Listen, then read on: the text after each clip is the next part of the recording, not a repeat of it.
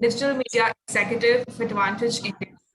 I'm more than happy to welcome Mr. Pradeep Kumar as my guest for the evening.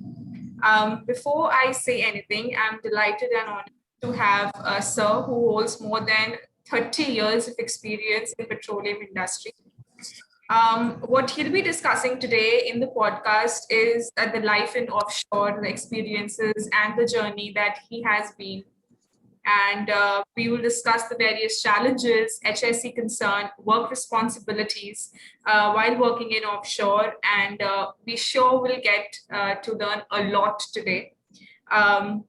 Before I begin, I would briefly like to introduce him to all of you. Pradeep sir has worked in the petroleum industry for more than 3 decades, including more than 18 years in offshore. He was ONGC's former chief general manager. He worked in a variety of fields, including drilling, cementing, and HSE. He is also the head of R&D cementing at IDT Lab. We welcome you, sir, and we hope you also have a great time here with us. Before beginning herewith, I would request everybody to please put your queries in the chat box. And while the session is going on, as I said before, or towards the end, all would be addressed, and this would be a really interactive session. So thank you. And with that, sir, I'd like you to begin with your journey with howsoever you want to address the audience. Thank you, Shivangi. Very much good evening to all the participants. I must first of all thank Nishant Singh and Advantage India to invite me for this talk and interactive session. And actually, I am a mechanical engineer. I'm a graduate mechanical engineer from Birla Institute of Technology, BITS Mesra. I passed out in 1983 and I joined ONGC as a graduate engineer in 1984. And right away, I was posted in offshore. I worked in jackup rigs, floaters, semi-submersible, all types of rigs for 18 years as in 2 different tenures in offshore. I have worked in at least 30, 35 rigs, different charter rigs and ONGC owned rigs. Almost I worked in all the ONGC owned rigs. And in between, I was posted on deputation to Oil Industry Safety Directorate, which is a body under the Ministry of Petroleum, Natural Gas, India, which looks after the safety aspects of all the oil industry. And I worked as head HSE also in Tripura project of ONGC. So I have experience in both working in onshore and offshore. As predominantly my experience was in offshore, 18 years I worked in offshore, jackup rigs and all other rigs. So I will actually share my experiences with these participants, and you raise your queries in between and whatever this thing you want to ask me, because most of you are aspirants for making career in oil industry, especially in offshore.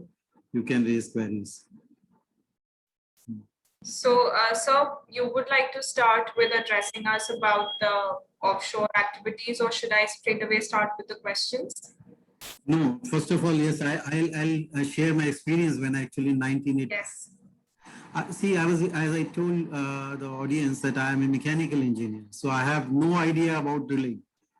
And even petroleum engineers I have been interacting, though they have been taught in the classrooms about drilling, about production pipelines, etc. in petroleum discovered, but they have hardly perhaps had the opportunity to work on offshore as well as onshore rigs. Perhaps during maybe 1.5 years, they actually undergo training, not on the offshore rigs, because it's quite expensive carrying students to offshore. Only a few from ISM, IIT, ISM join in offshore, because it is, see, the safety is also a big concern, because nowadays what happens actually without fulfilling this minimum safety requirement, that's to, unless the visitor to offshore undergoes a mandatory training requirement, he is not allowed to even board the chopper. Actually, the crew change takes place through the chopper, helicopter, and to board the helicopter, one has to undergo HUAT, helicopter underwater egress training. And another this thing, personal survival training, because we are going to offshore. So personal survival training in offshore is also has to be important, has to be imparted. In international, this thing, one body is there, that is OPITO. They also provide this thing, BOSIT, BOSIET course. Okay, that is actually mandatory. But India, we have different agencies which impart, even ONGC also imparts training. For this thing, we have our institute at Goa, where we impart this thing. First aid training is also mandatory. So the 4 trainings are mandatory before you go to offshore. That is primary first aid training, and first aid for firefighting training, and personal survival, and helicopter under egress training. These 4 trainings are mandatory. So those days when I joined ONGC in 84, these trainings were not mandatory. I immediately, it was very exciting for me when actually I boarded the first chopper. It was really a horrifying experience for me, because I had never boarded chopper. Nobody actually get an opportunity in lifetime to board a helicopter. So somehow actually we boarded it. We were a bit scared when we landed it, because small helideck on which actually the helicopter lands. Maybe the dia-off is about, depending upon the size of the rig, it is about 16 to 18 meters only. So there the helicopter lands, and then because its blades are also rotating, so need to actually bend down, and then you come out, and a lot of noise is also there. You need to wear muffs and all that. So when you reach offshore, then a small briefing is given, and you are actually sent to the job. Nowadays, because so many safety concerns are there, now people are become aware of safety, this thing. So now all the trainings are imparted. You are not assigned any job when you go to offshore. You are put under actually buddy system. Your superiors experience this thing, senior is supervising you, your activities, your movement, and then you are actually assigned any job. Earlier those days, when I joined ONGC, I went to a rig, Jacob rig is still operating. Actually, ONGC procured it in 1983. It was just 1 year old, and experts were operating that rig. So we joined as a graduate engineers on this Saga Jyoti, and I was assigned a job of a cementing engineer, aid assistant executive engineer, cementing. So I used to work with the expert.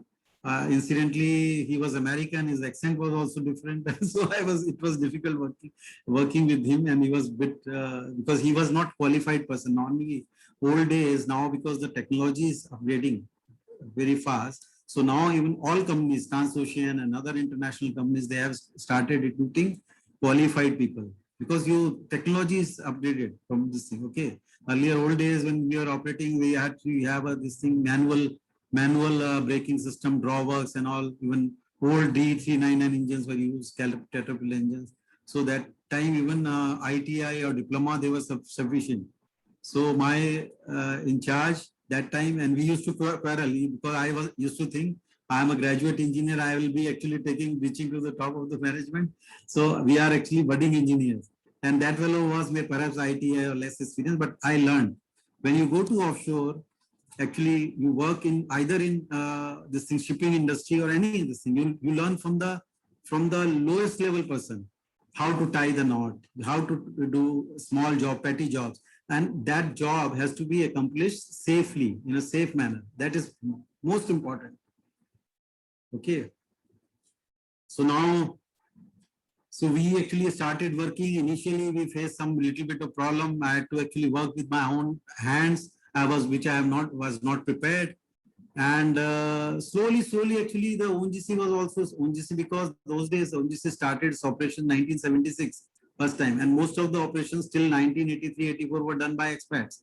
So we were perhaps the first GTs who started going to offshore, and we started working, learning, and actually things evolved and the system improved. So we improved the safety management system and working, and we prepared SOPs. Nowadays, actually, all the even relevant standards are available. Those days, actually, your APIs were not available to everybody.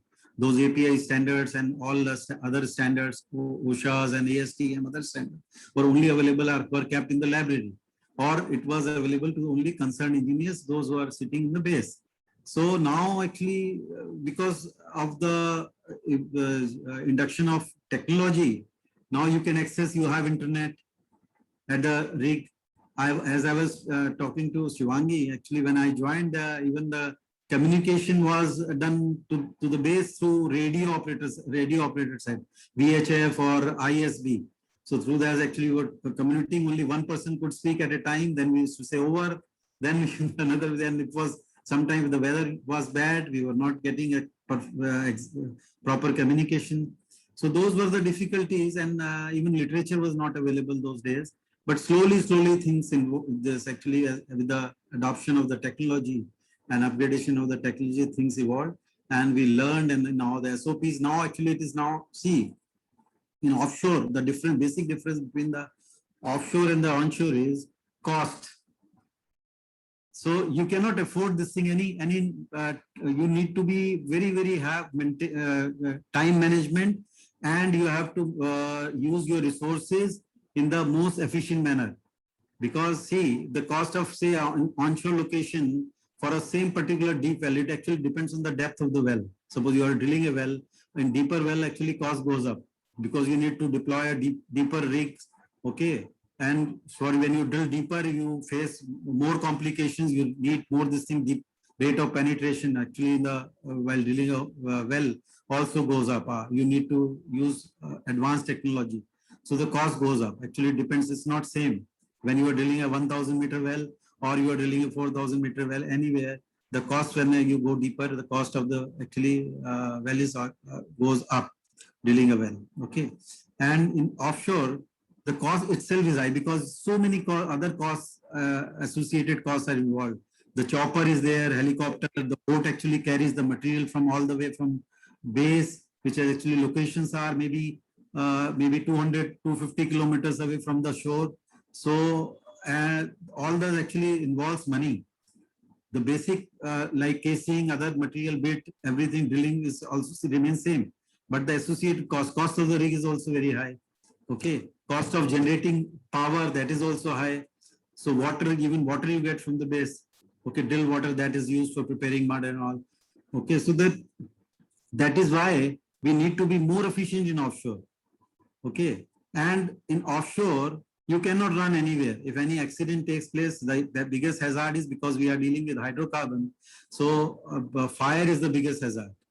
Okay, so you anytime if you are not handling actually drilling the well safely, you may encounter even blowout, very gas leakage, or this can happen. And you are handling with the in offshore platforms, you are handling with gas generators, you are using gas turbines, and in offshore you are using diesel for generating power.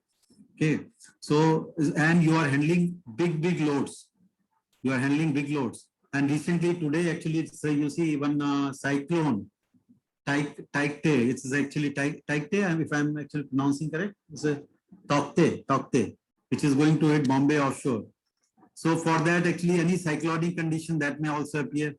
Okay, any vessel which is passing by may hit you or this thing, jackup rig or floater.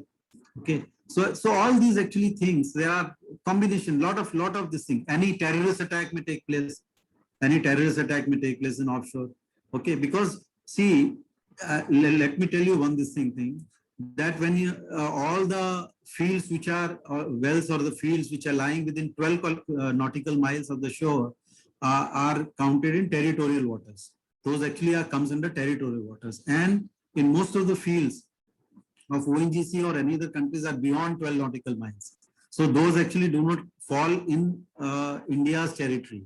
Those are actually called EEZ, Exclusive Economic Zone. So those actually, all the rules of India do not apply there. Okay, though we are actually starting. So we need to see there's a difference between onshore and offshore. Whereas in onshore, when you're drilling, all the regulatory bodies like DGMS, Director of Mines Safety, electricity rules, all the rules are applicable. But of late, when OISD was formed, Oil Industry Safety Directorate, it formed the rules, offshore safety rules in 2008. So now actually we are, if we're operating in offshore, we are using those rules, safety rules, norms. Okay, we need to follow the safety guidelines, and a number of standards are there. So we follow those standards. Okay, standards, RPs are also there. So in offshore, we also actually conduct safety audits, Actually, so third-party audits are all, safety audits are also conducted. And the biggest thing is actually all the crew has to be trained. Okay. So first I told you before going to offshore, you are imparted 4 basic trainings. And depending upon your role of the employee, you are imparted some other trainings. Like suppose you are a barge engineer in offshore, you are handling with boats. Okay. Then you are actually handling with boats. You are then in charge of the safety also. So you are imparted special firefighting training, special firefighting training. And in case of rescue, you need to use rescue boats. Actually, boats are available, rafts are available on the rig. So for that also you are given a special training, and those actually get certified courses. Like one course that is mandatory is coxswain training. Coxswain is actually maintaining the boat and how to run the boat. Okay, those boats are meant for escaping from the rig. If a fire breaks out on the rig and you are not able to control that fire, so you need to abandon the rig or the platform. So for that you use these boats, escape boats. Okay, so all these actually equipment are there and safe for safety. And this itself, as I told, because we are dealing with hydrocarbon, you are actually handling with very heavy equipment, very heavy equipment load. Okay, your traveling block, the weight of the traveling block is about 10 ton, and if it is fitted with the top drive, the total weight may be about 20 ton. So 20 ton weight is actually traveling up 30 meters up and down. If anything goes, your toggle system fails, it can fall on your head and the fatality may occur. Okay. And you are handling casing pipes, big casing pipes. First casing pipe that we use is 30-inch conductor. The weight is actually 310 pounds per foot. Okay, you can imagine 310 pounds means about 150 kg per foot. So it is so heavy. So we are handling so many equipment, heavy equipment, casing pipes, tongs, slips, and see, this is actually repetitive jobs. When you are actually drilling a well, it may take to drill a well maybe a month's time, 28 days, 30 days. Okay, so you are doing a repeated job. You are drilling it, rotating this thing the bit at the bottom, and then you actually develop a fatigue. You tend to develop. So you are working 12 hours a shift and you are running in, pulling out pipes. And so it means you are doing repeated jobs at the direct floor and you have to be attended, because normal shift is, most of the rigs is actually 12 hours a shift. So when you are working for 12 hours, doing repeated job, every time you are pulling out the pipe, running in the pipe, you are making up the tong. So the chances, because of fatigue is developed, if you are not attentive enough, so you meet with an accident. So if you are actually working offshore, you have to be very attentive. Okay. And when you are drilling, you suppose you encounter any abnormal pressures or abnormal, suppose mud loss is also taking place, you need to monitor all the parameters. So actually you have an alarm system that is part of the safety management system. Okay. If anything actually gas strikes and the gas, you have gas detectors, you'll immediately guess, okay, gas is available. If an alarm will, it will detect the gas and it will show on the control room, alarm will be raised and you need to take immediate remedial action. Okay. So that is how it actually works. And then traveling, of course, chopper, I told you, is very actually risky, because as accidents do happen, actually, though it is actually governed by DGCA rules, whenever a chopper flies, it actually has all the compliances and permission from DGCA. Okay, and the movement is also monitored, but still accidents do take place. Okay, the helicopters, most is not, it has twin engines, but still actually failures have taken place in ONGC. Maybe in my 35 years of career, I have seen maybe 3-4 major fatal accidents of helicopter I have seen. So anything can happen offshore, so you need to be very attentive. And as far as working offshore is concerned, you get a good meal. Most of the companies provide very good meal and very good boarding and lodging facilities on the rig. The accommodation is very good. And in offshore rigs, jackup rigs, about 70 to 80% persons stay at one time. And maybe out of those, maybe 15 are crew, which are actually supporting you. And you need to one, actually, I'm observing Mr. Srijit is actually wearing perhaps is as a working experience, is wearing a dangri. So they actually wear a uniform special is called dangri overall, and you need to use all safety gears, helmet, gloves, wherever actually you need to use goggles. Safety shoes is mandatory because you are handling this thing, and persons who are working in electrical area, they need to use proper PPEs, and those are who are doing welding, anything. And see, offshore, as I told you, this actually located far from the shore area sometimes, but it is very difficult to manage the resources. What happens? Suppose you are maintaining machines or any tools, anything. So anything goes wrong, then you need to do jugaadbaji. Actually you need to fabricate locally. So I have even myself operating, though I am a mechanical engineer, but I am not a machine operator. So all 5-in-1 machines are available. Welding system is also available. I have actually, suppose bearing has failed. I just want to narrate one time bearing of my main machine failed. So I did not have any spare part available. So all the spares not possible. And arranging from the base would have taken maybe days together. And next day I was expecting a very important operation, a cementing job. So what I did actually, I used my skills acquired during my engineering, and I actually fabricated on my own stop gap arrangement, I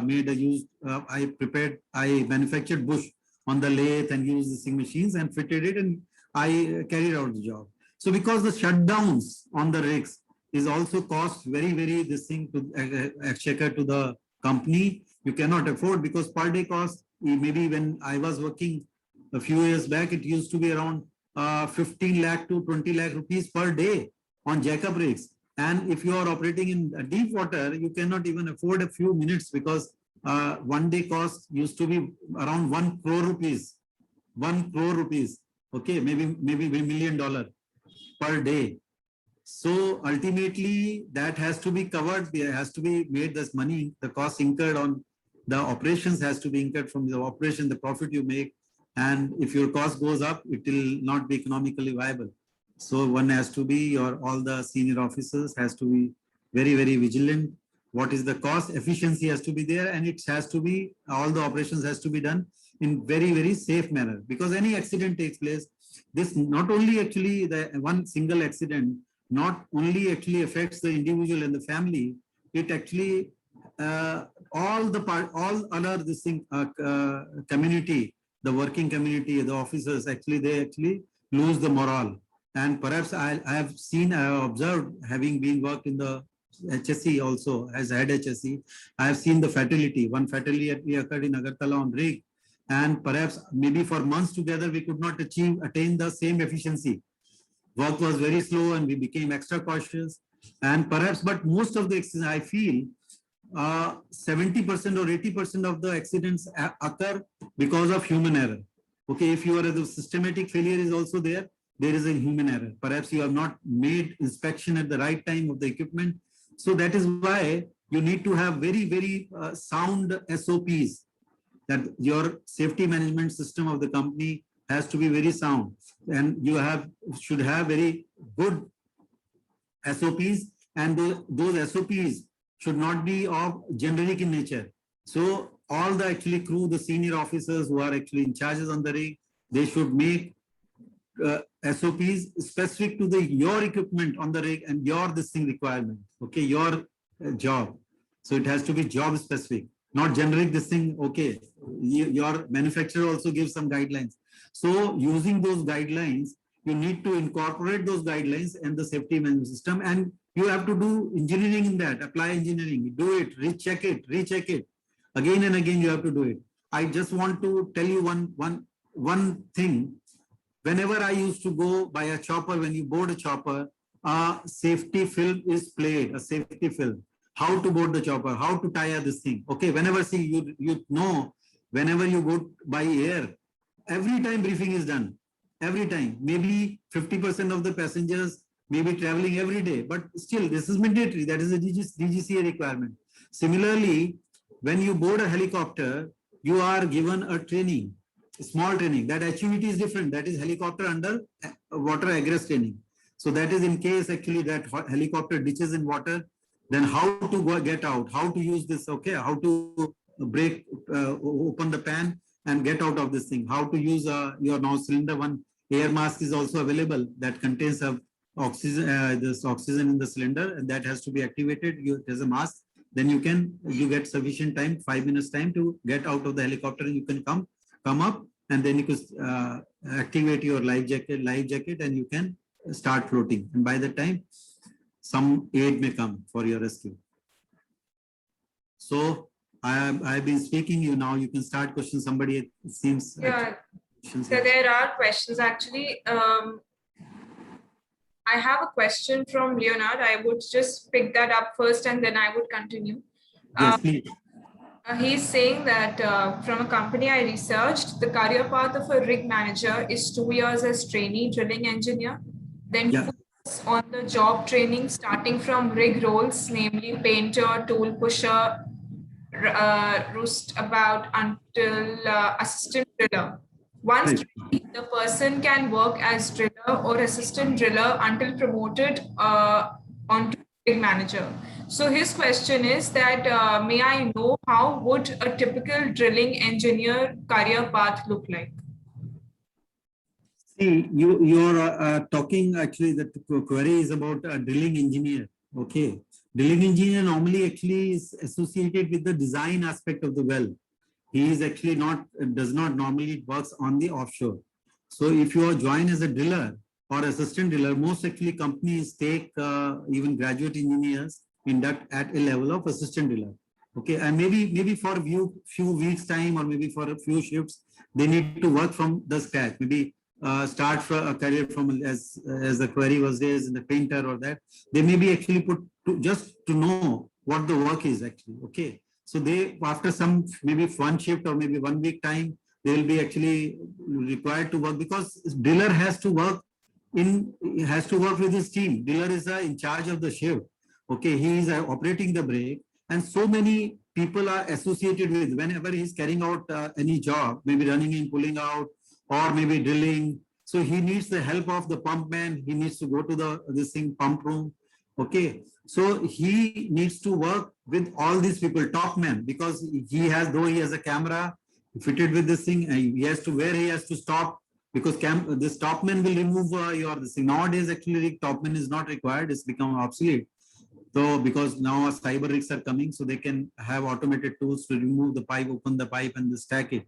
But in conventional system, you need to have rigman, you need to have topman, you need to have a motorman, you need to have this thing, because someone will be working at shale shaker, someone will be working in the mud pump room. So you need to work with the team. So to get acquainted with the system, so a driller, even an engineer, is actually put on this petty jobs. Should not call petty jobs, but he has to pass through these actually all the phases. And maybe after a few shifts, he actually starts working in a driller. And after, if he is actually, if he proves his competence, then after maybe few years, the management finds it, he's made a shift in charge, then tower pusher. In the night, actually one tower pusher is kept, because the driller, you are a fresh engineer. So he does not know how to fill even the DPRs. Okay. So in offshore, engineering is not done in the offshore. You need to do only application, whatever design or the well program that has come from the base, you need to implement at the rig. When you are working offshore, I think only engineer's role is to execute plan, which is actually made, and to tell whatever, say, when you are drilling it, during drilling, suppose you encounter the role of the geologist comes, he will tell what actually formation is coming, what are the formation. If you are facing any difficulty, your drilling rate is very slow, bit is dull, you need to change the bit, or whatever, say, action is taken, the direction delay is also involved.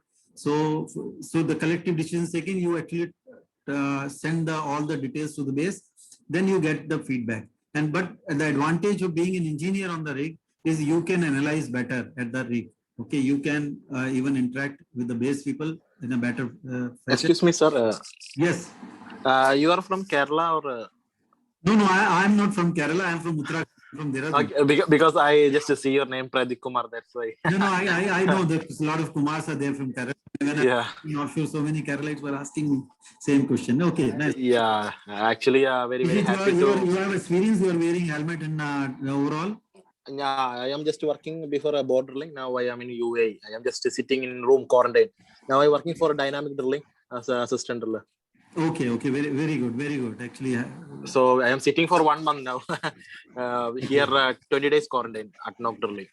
okay. In what capacity are you working offshore? You are working on Jack or And now Jacob.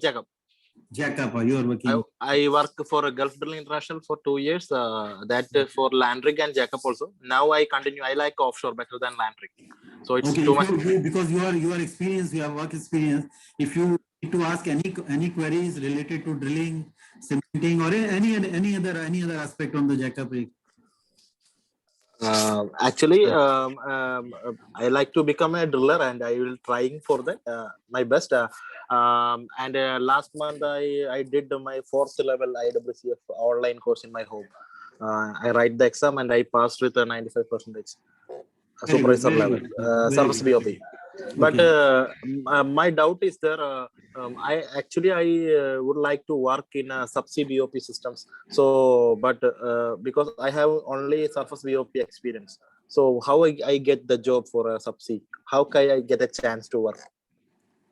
But if I ask for some company, they are asking, you don't have any subsea experience, so we cannot take you like that. See, but I will advise you because you have right now limited experience. Because see, system is really bit complicated. Okay.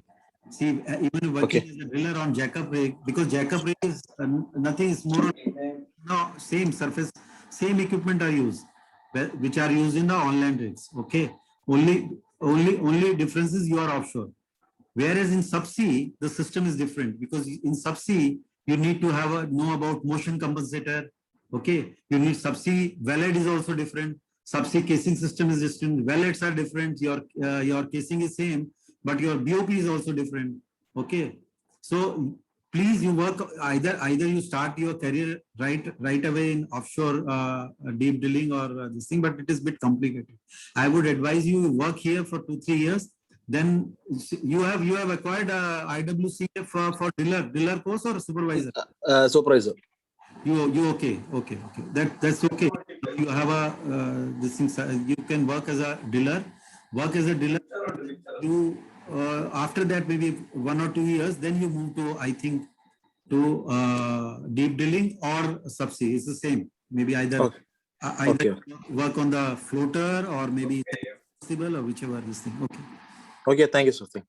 But one thing is there, see, Srijit, there is actually the commercial aspect is also there because now in last 1.5 year, the crude oil prices had gone down drastically. So because the cost of operation, as I also told in this thing earlier while briefing you, that the cost of operation in deep drilling is very, very high. Even floater is also very high. Okay, compared to Jackup rig. Yes. And the process is also slow because of motion compensators, because of anchor issues, or maybe the rig has to be dynamically positioned. So the lot of maintenance is all every 2 years. It has to be mandatorily go for dry docking. So he also owns two this thing of floaters. One is Sagar Bhushan and Sagar Vijay, but none of them actually drill more than 1 or 2 wells in a year. Whereas Jackup rig, you actually complete a well in months' time. Yes. So you gain some experience initially. You will by that time work with the oil field, not only and try to learn because in drilling you do not get enough time, but you learn about a little bit about geology. And nowadays, see later because of induction in technology, you have heard of WITSML? What? WITSML. WITSML. It is actually well site information transfer standard marker language. Actually, WITSML language. Now they see this all the data because now all the rigs are associated with this, and you can do predictive drilling. So use this tool, and you immediately actually real time data. This thing SCADA system, supervisory control data acquisition that is done.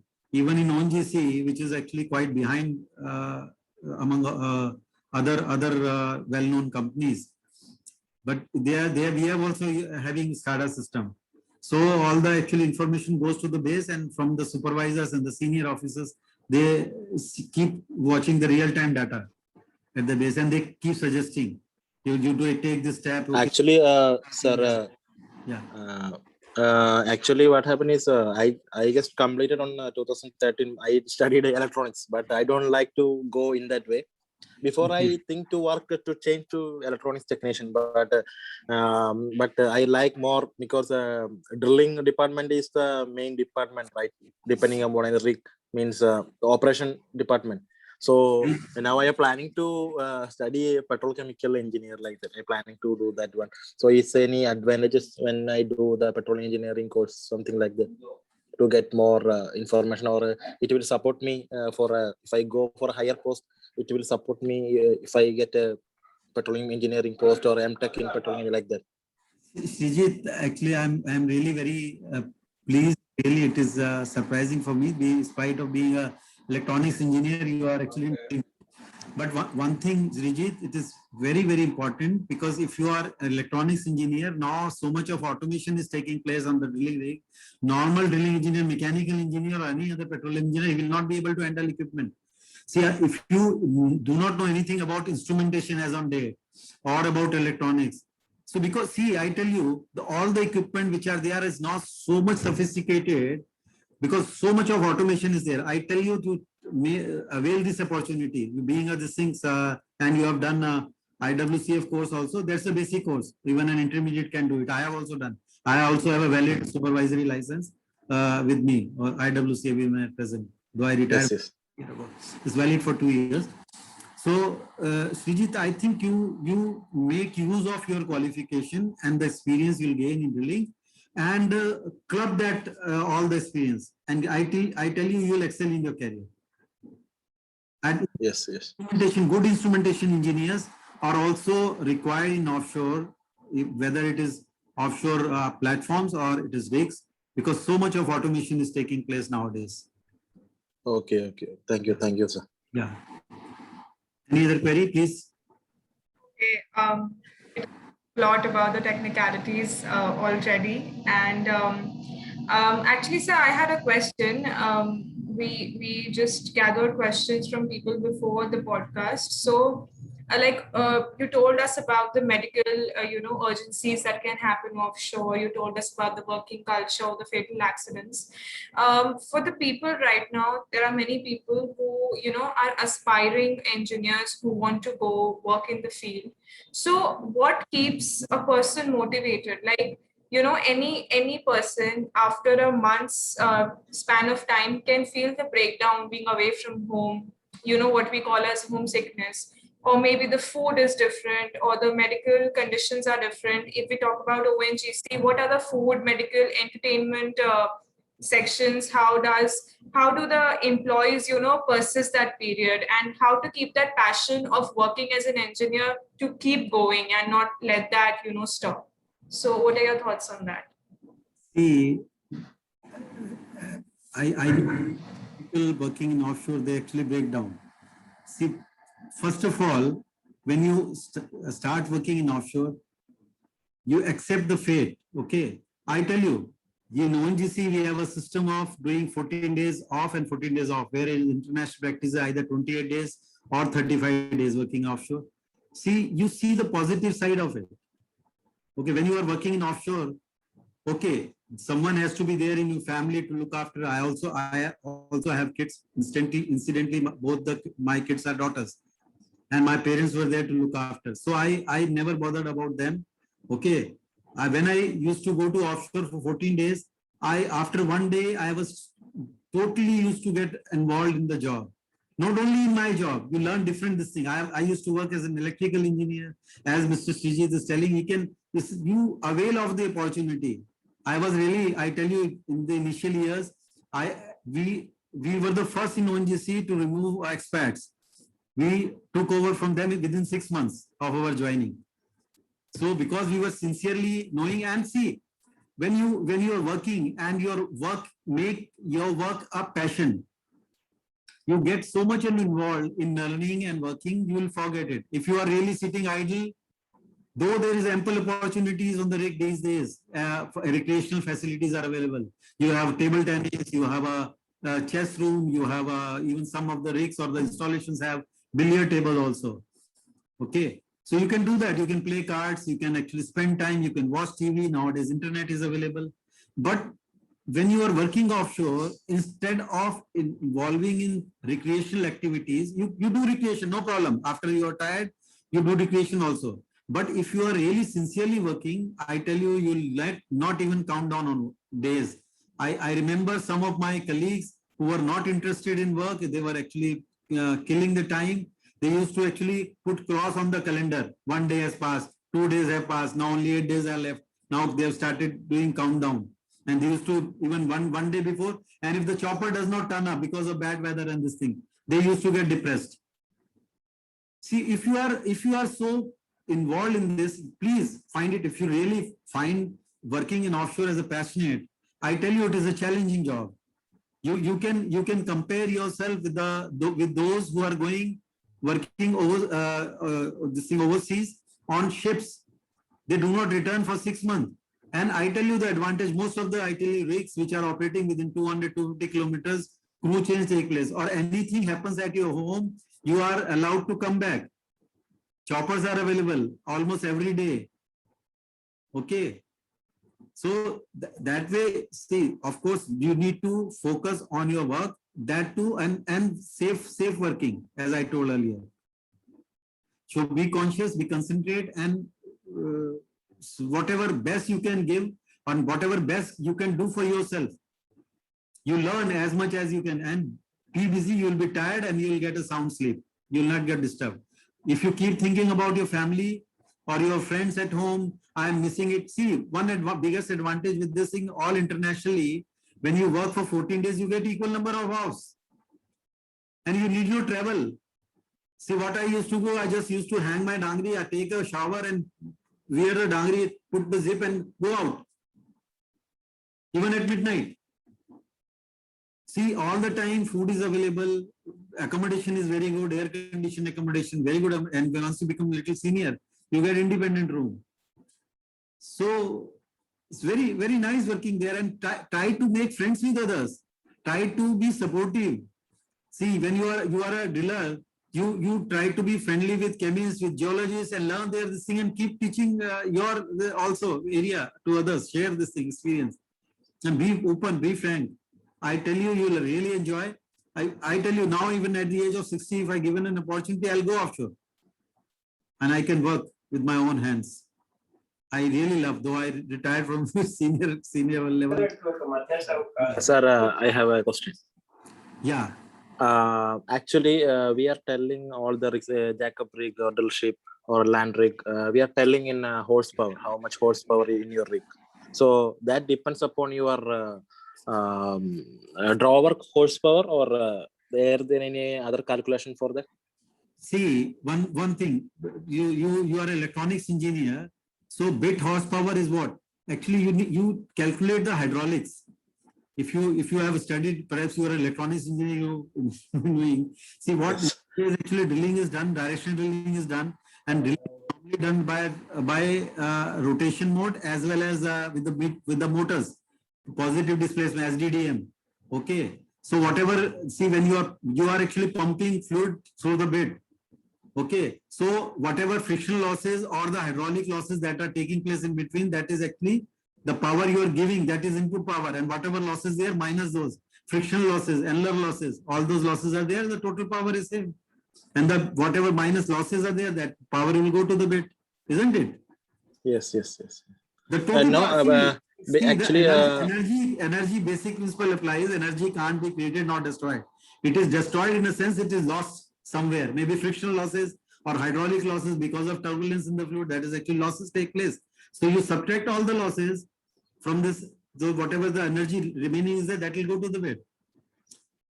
But that is different aspect, so I'll not go into the theory some other time. This that lecture. Okay. So okay, when we telling the draw works HP means last I worked for the draw work horsepower is 6000 HP, means that motor HP, right? That's a particular draw work driving motor HP means 1000. See, I tell you, drawworks is what is a toggle system. Drawworks is what is a toggle system. Yeah. It does not provide rotation to the bit or to the string. Does Yeah. it? Yes. So the total horsepower that actually it is only lifting. Okay. So drawworks is only lifting or lowering. That's all. What Okay. is? Nothing else. Okay. Okay. So the capacity when you're lifting the load, so you actually it has to be calculated by the load, and so the number of lines on the pulley Yeah. actually increase it. Sometimes you have 12 distinct lines. Sometimes you have a 10 lines. So depending upon the load, so you need Yeah. to optimize. You need to optimize the speed and the load.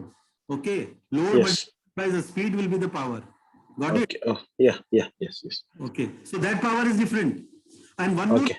as you are telling this thing, horsepower of the motor, sometimes actually the horsepower required, maybe nowadays deep drilling, they have 3 motors.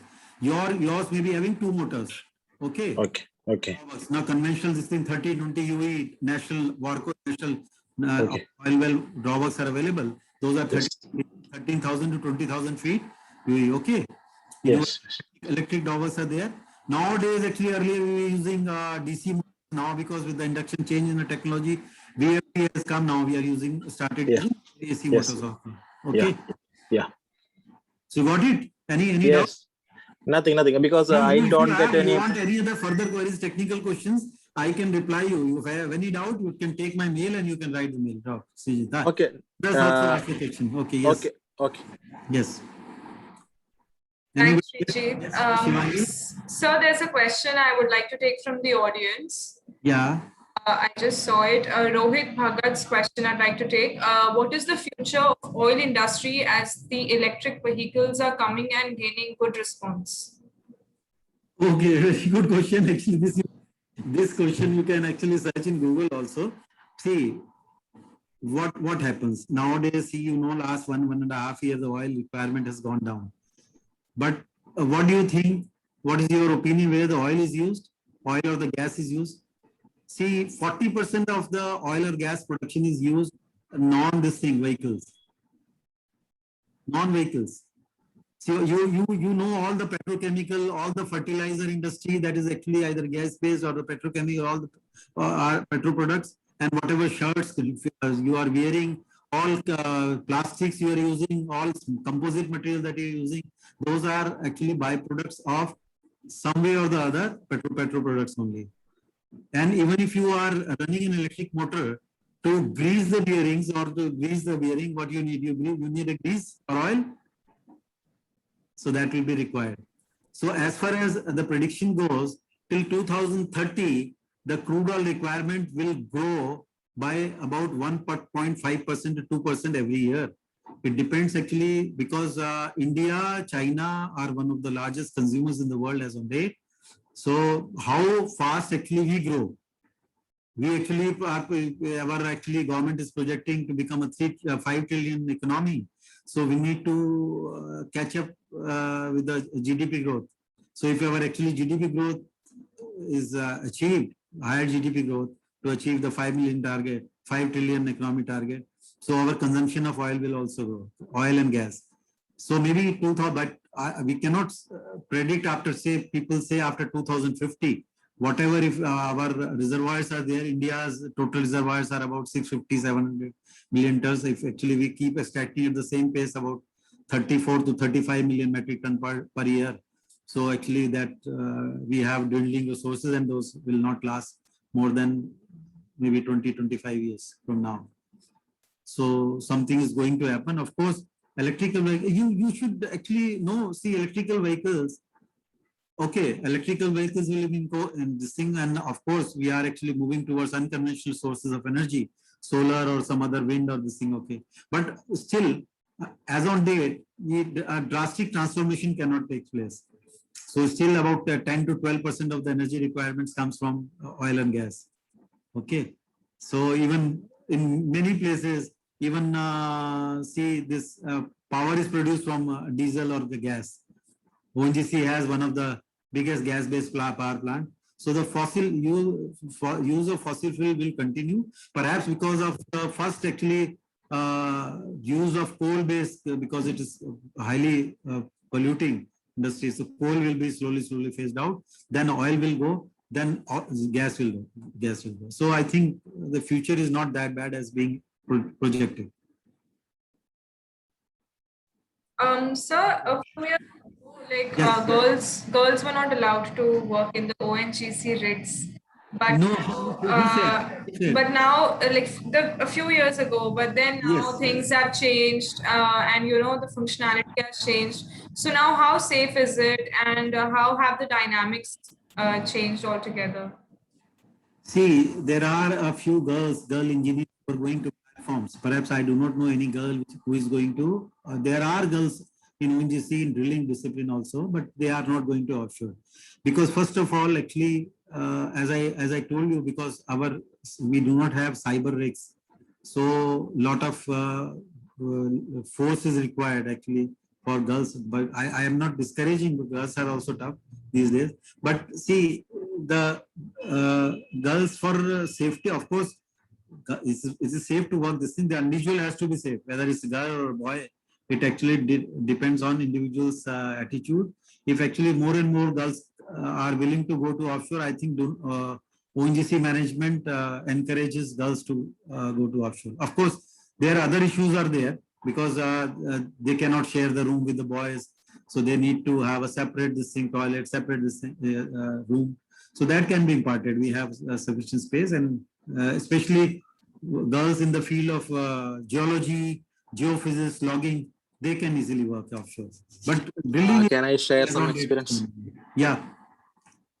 When I work in Qatar, there's a lot of girls working in Slumberger. When I working in logging, I'm telling you, logging, yes, okay.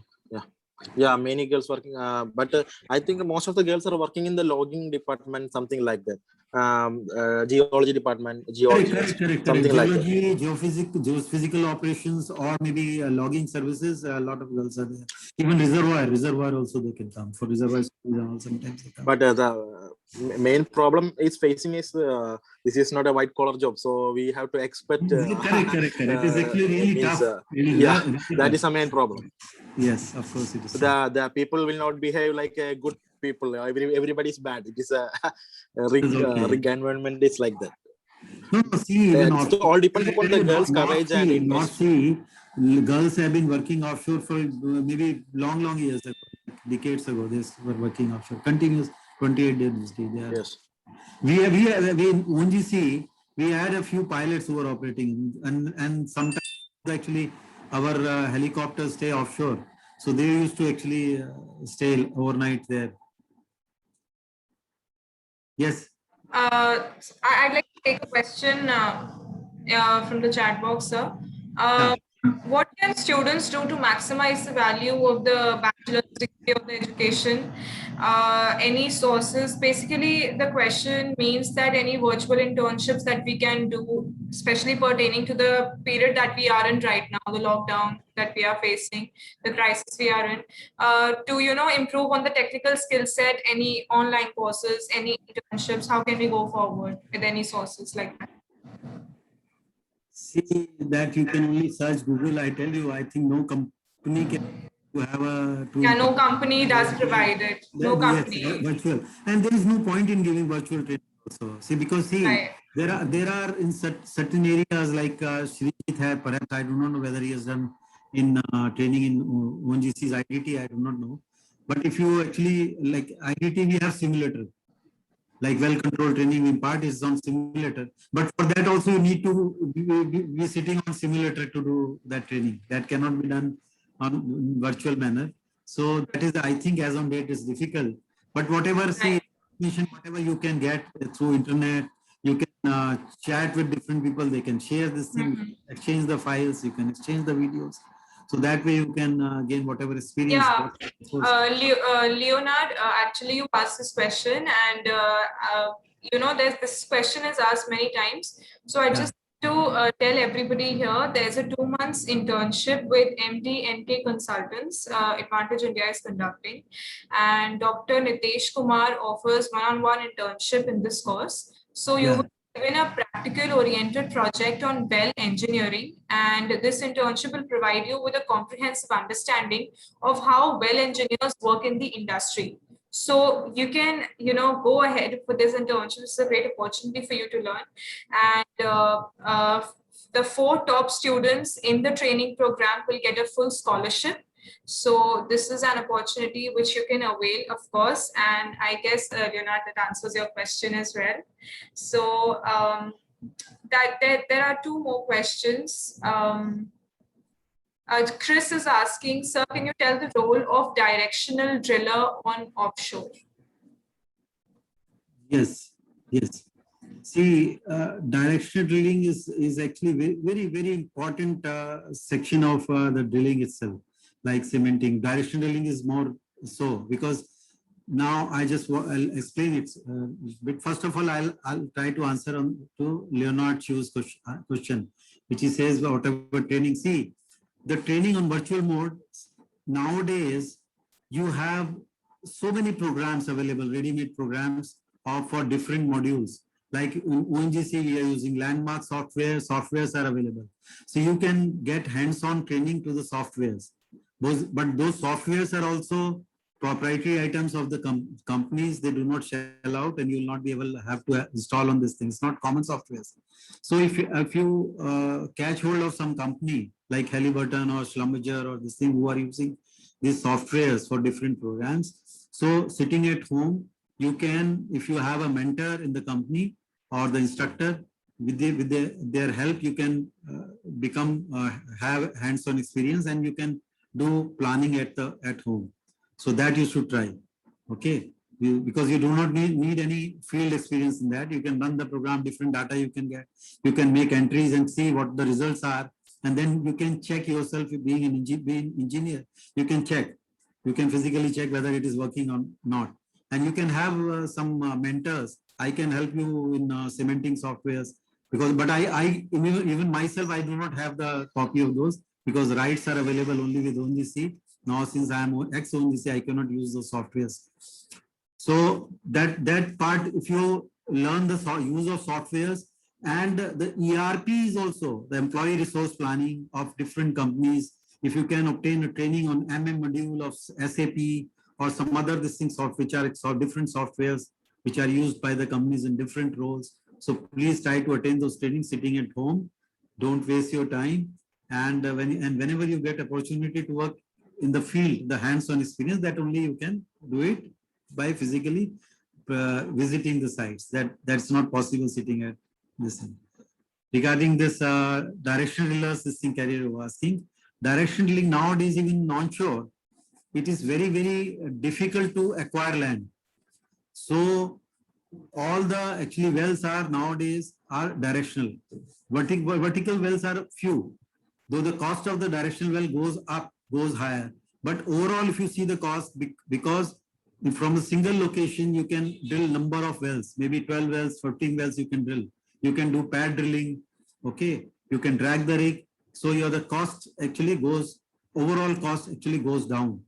And from the same location, because nowadays land is not available, land is scarce, it is not available. Similarly in offshore jack-up jacket, which is actually built maybe for 8 well or 12 well jacket, that actually costs about 1,000 crore rupees, whereas a well for this thing costs about 35 crore, 30 crore, 35 crore, like that.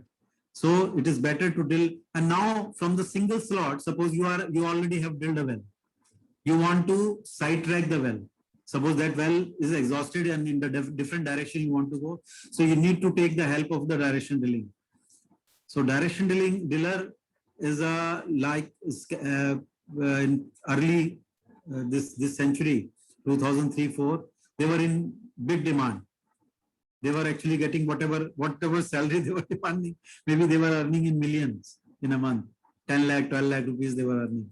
So because they were in demand, but now so many people are trained, so the requirement has slightly dwindled, but it is a challenging career because you are working in offshore. Suppose only one direction driller is kept on a rig, maybe 1 or 2, maximum 2, and it is really challenging. You need to monitor all the which direction it is going. But nowadays the technology is also evolved. The Schlumberger and Baker, they use RSS tool, rotary steerable drilling. So using it is much easier. So the role of direction driller skill is less because you can orient the well in any direction and monitor it using LWD and this thing RSS. Logging well. Yes. Okay, so I guess we're done with the queries from the audience. I'll just take the last question and then I'll wind up. Please.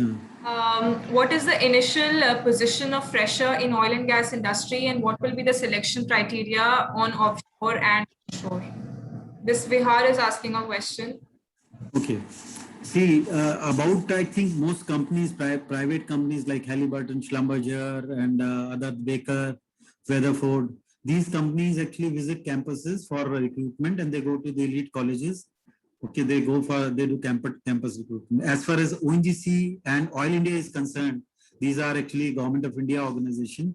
So they actually recruit engineers or other professionals through GATE exam. All India GATE exam, graduate aptitude test in engineering is conducted perhaps twice in a year. Twice in a year, if I'm not sure. It is conducted once in a year or twice in a year? I get once in a year. So actually through GATE, and then you apply for the course and then you actually are inducted. Okay. And a formal interview is also, small interview is taken. But if you scored well in GATE, you will definitely get through. And other companies, yeah. Yes, please. Yeah, so I guess, sir, we have answered almost all the queries. I could ask other joints if they want to ask any. Don't hesitate, all participants. Anybody else? I'll try to satisfy you. And if I am not able to satisfy, I'll actually write you a mail. Drop me a mail, I'll give you a reply. All of them are coming actually with the same sort of questions. Avinash, your question just got answered. Jayant, which specialization we have to do for becoming an offshore engineer? I guess sir already answered that while we were having a discussion. And Amar is asking how many mud engineers are there in the rig? See, mud engineers, maybe actually one per shift. One per shift is actually kept in ONGC because it's a very big organization. So we used to keep one supervisor above them, someone senior person above them. So there used to be 3. And actually the 2 are sufficient as long as normal operations are going on. But what happens sometimes, because of severe mud conditions, suppose stuck-up takes place, then they need to handle it because they need to place the stuck-up pills against the drill collars and all that. Then, or suppose loss is taking place, so they prepare the loss circulating pills. So they have to be, those days actually are very tough for them. Otherwise, they actually work normally. Maybe 2 are sufficient, one each shift.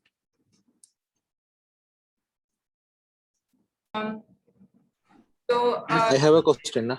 Yeah. Can I ask?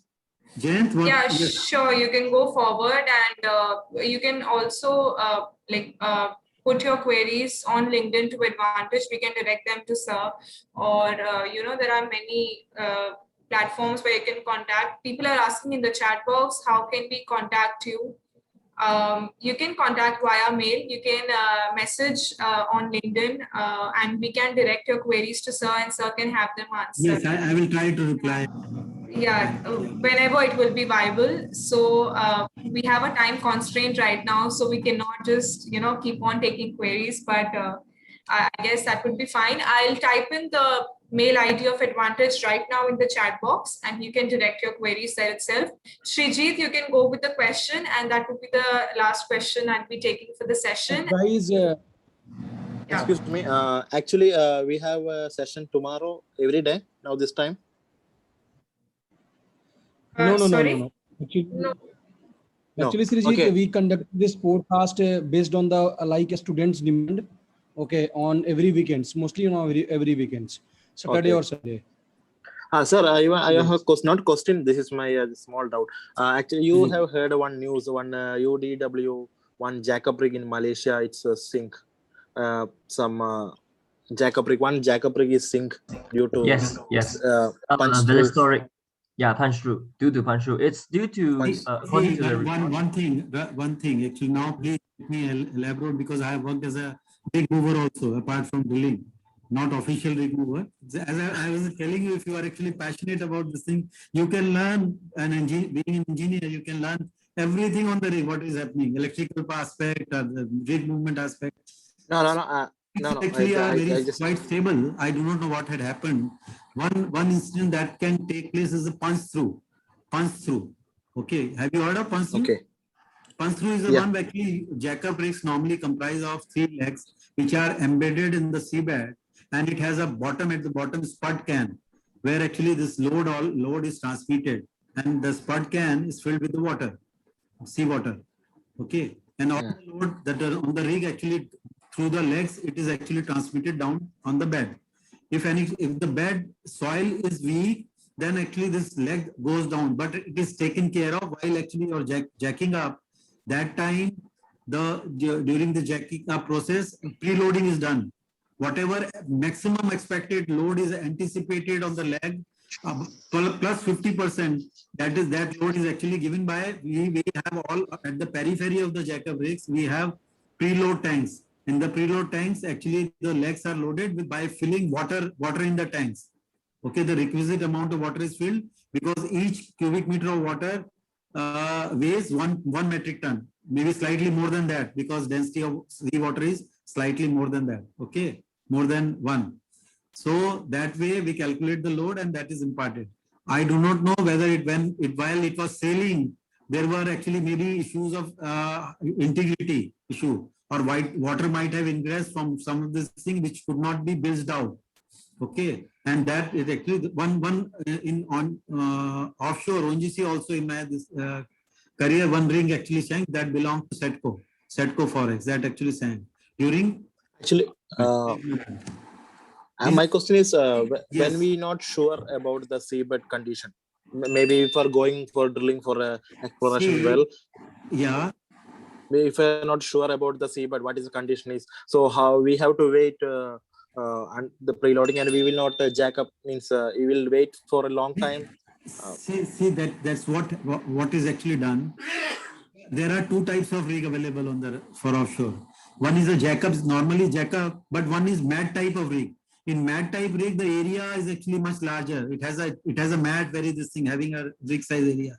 So the load per unit area load is actually reduced. So where marshy land is there actually it is not recommended to use normal conventional type of this thing. There we use mat type of rigs.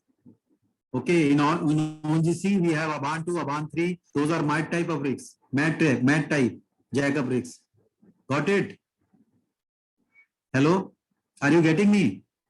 Yes. So against the soft formation, and before we take the rig to any location, soil survey data is available. Soil survey is done. Okay, even coring is done.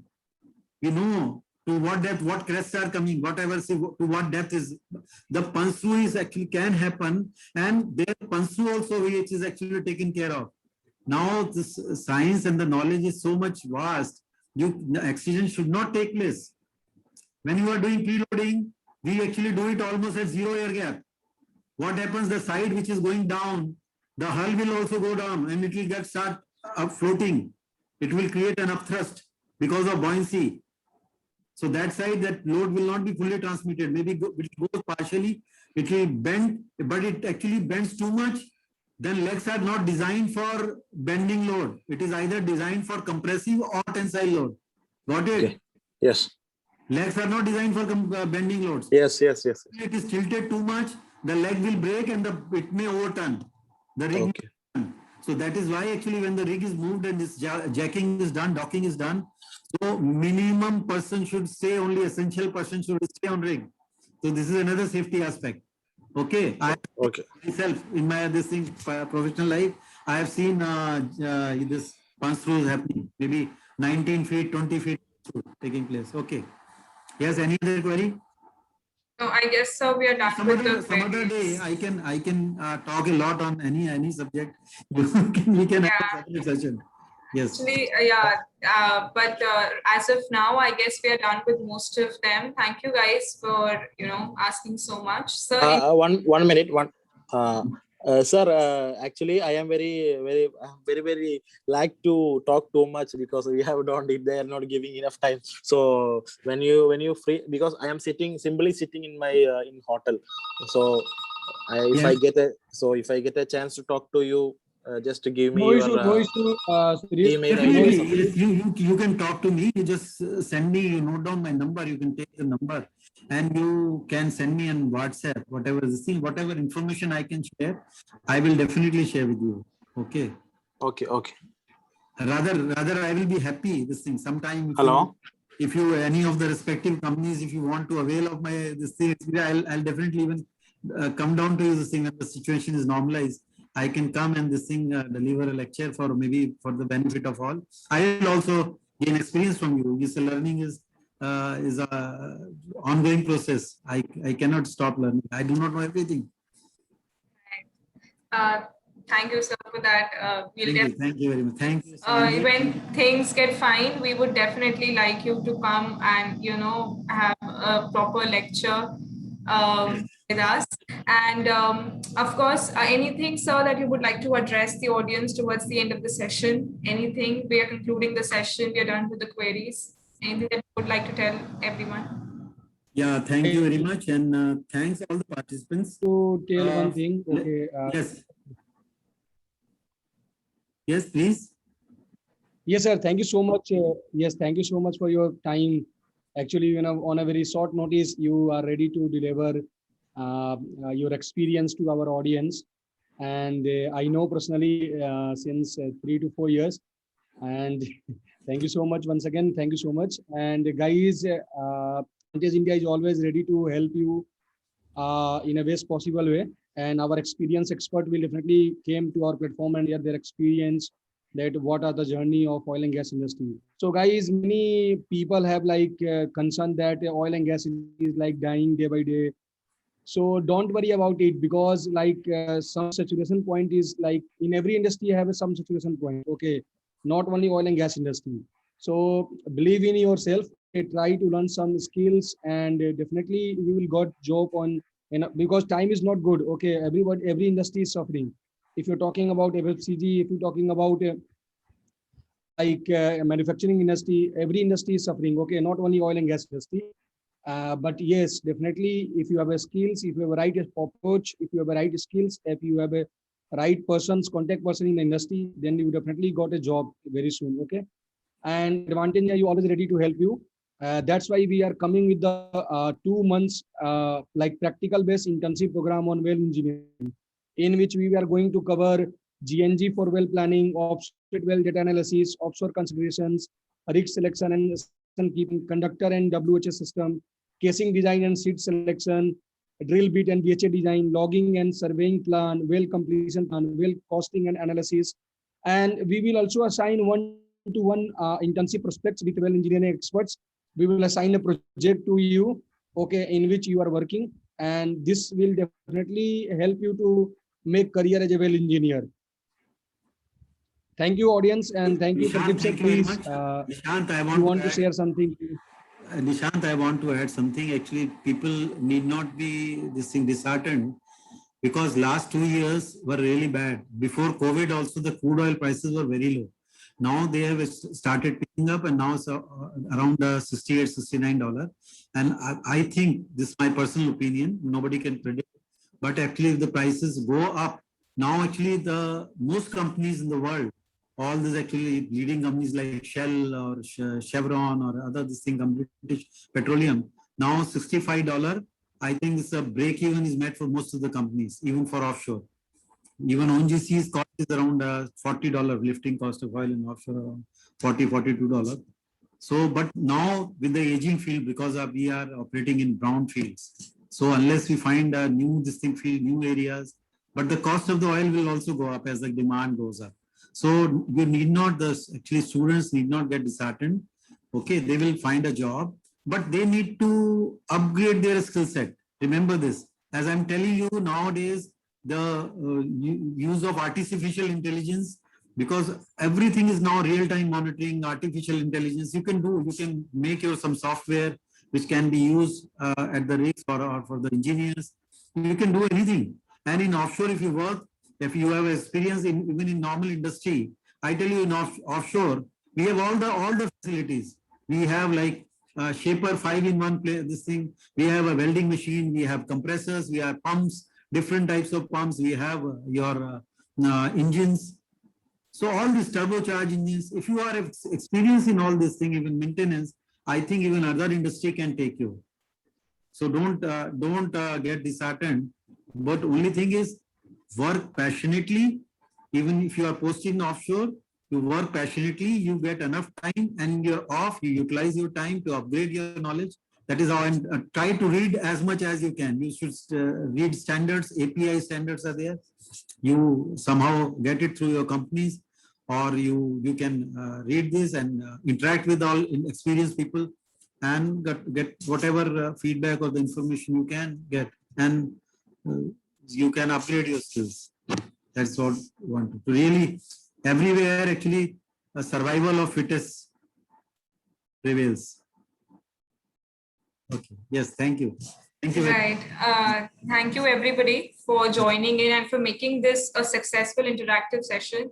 I hope everybody is staying safe and everybody is getting vaccinated. Please stay safe. Please get vaccinated. That's the need of the hour. And just don't get disheartened. As Sir said, you know, if the opportunities, if bad times are there, good times will surely come. So just don't. Excuse me, sir, I just sent my email and mobile number. So if you have time, just give me your appointment. Definitely. Yeah, through Yes, sending in the chat room. I'll include your name. No problem. Okay. Thank you. Yeah. You're welcome. You're welcome. And thank you, sir, for being so kind and for, you know, sharing your knowledge with us and for being there at such a short notice. It was really great of you to do that. And I believe all of us got to learn a lot from you today. So thank you once again. And with that, I would like to conclude the session. Guys, thank you, everyone. Thank you. Thank you, everybody. Thank you, Stay everyone. safe. Stay safe, sir. Thank you so much, sir. Okay, welcome. You actually, I'll give you my mail ID. Perhaps Nishant, you have my mail ID. Yes, sir. I will. I share all this. Share my mail ID with everyone. You So will. I will actually that they can send me whatever this thing on WhatsApp also. That is nowadays more convenient. So you can send me this thing, whatever queries are there, and whatever say information. Maybe I have a few standards. Guys, don't worry. We will surely conduct a session, 2 or 3 days session with Pradeep sir. Very soon we are planning, and based on your queries, we will definitely schedule a session with Pradeep sir once again. Yes, yeah, I can teach well control. I can teach this thing some areas, even Delhi. Yes, definitely we will share. We will schedule this something. See, there is actually the experience is there. I may not nowadays see now. I may not remember all the formulae and all, but I have the basic knowledge. Suppose I can explain. I think in a better way. Yes, sir. Don't worry, guys. We'll sure be having a detailed session about it. And yes, Leonard, you'll get the email of Mr. Pradeep. We'll sure forward that to you. So thank you, everybody, once again. And with that, I'll be concluding the session. Thank you, sir, once again for being with us. Thank you. Okay, stay safe, everybody. Thank you. Good night, everyone. Good night. Thank you.